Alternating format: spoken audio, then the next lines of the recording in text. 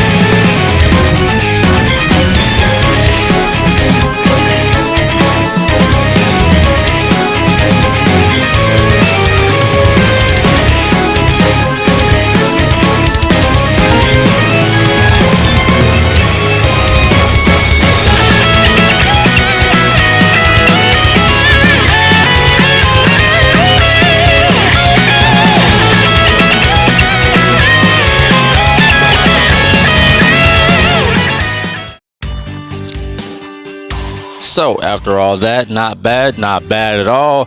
He can still put in the work, like I said, so no real issues there. But I ain't gonna lie to you, I had to heavily rely on the tag force to mainly carry this, because I'm rocking too many reds here. Like this is too many reds. And throughout this whole video, I was like, please don't. I don't want to run. Don't. No Beast Gohan, no Boo Boys, none of that. Please don't do it.